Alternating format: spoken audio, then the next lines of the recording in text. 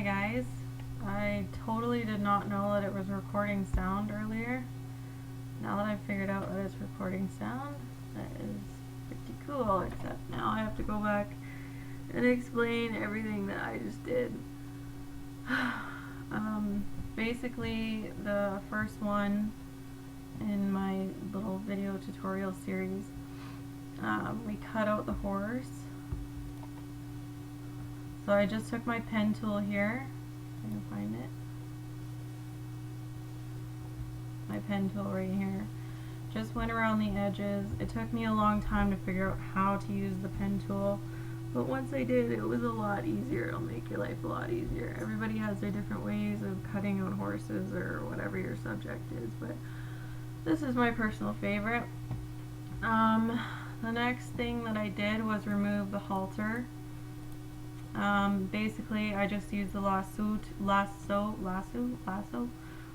tool, selected a part of the face that was going to be similar to the part that was hidden underneath the halter.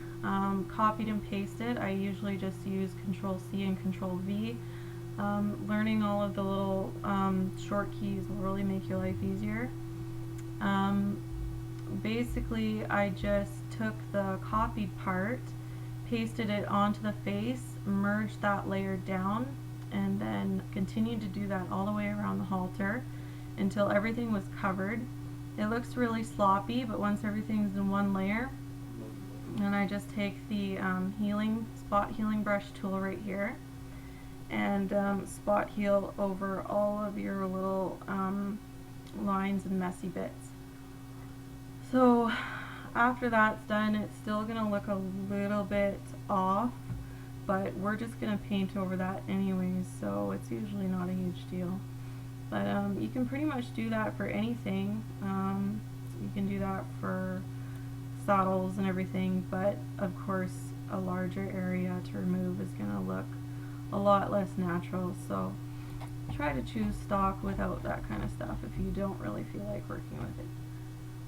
Anyways, and then I started on the tail. For my wolves and my horses, I usually save a large chunk of the tail.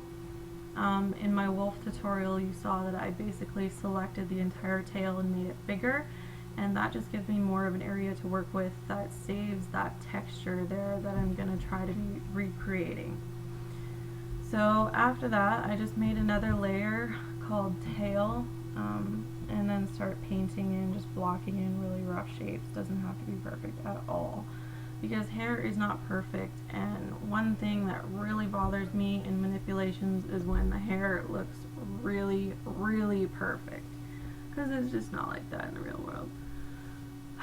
So anyways, I'm gonna get to this again. This is a new software that I'm using. It's called Screencast-O-Matic or something like that. I don't know, I'll link it, but so far it's pretty cool. I have a 15-minute limit, so I will probably shut up and start going again. I'm just gonna pause this and put on some music.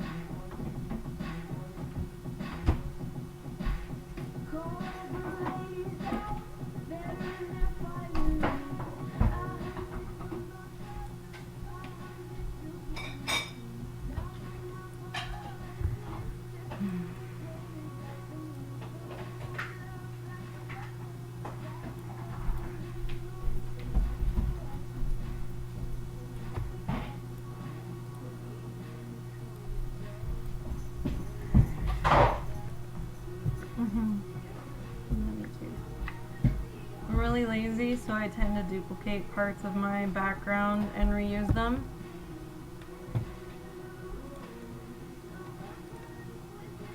Sometimes it works, sometimes it's a really, really bad idea.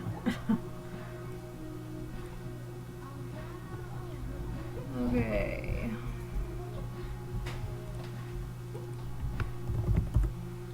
work on the mane now and pretty much do the same thing as we did with the tail.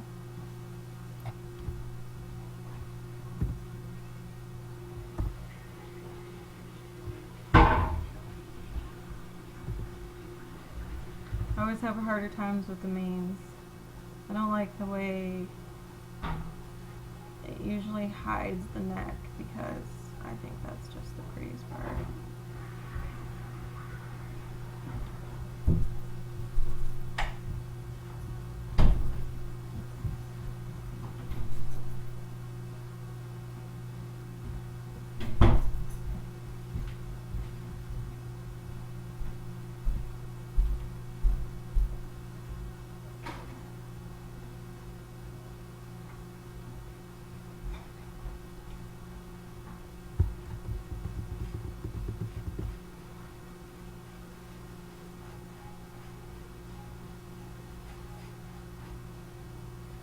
To pick a color for the mane and tail, I just use the eyedropper tool and choose the color that's already there.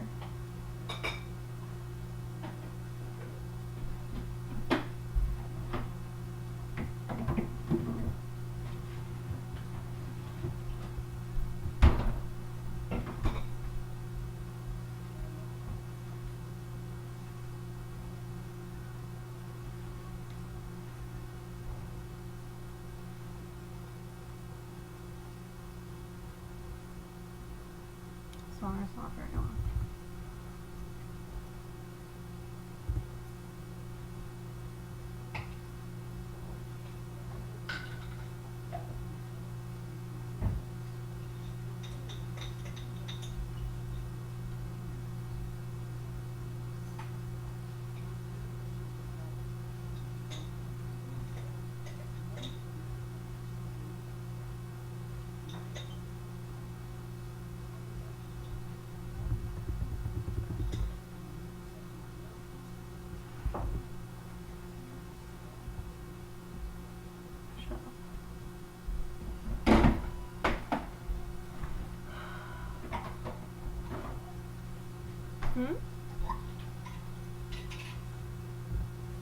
My husband's trying to be really quiet right now.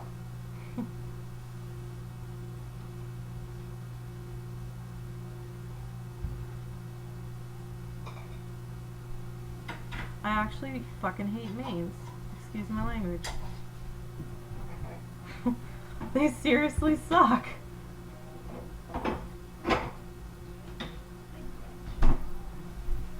They never look right.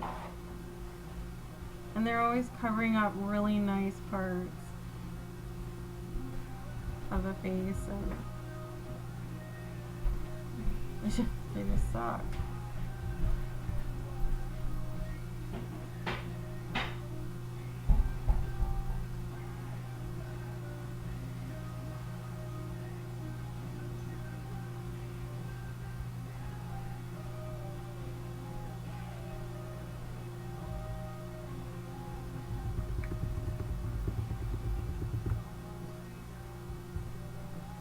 It's always this part that I don't like streaming for you guys because I'll redo it over and over and over again.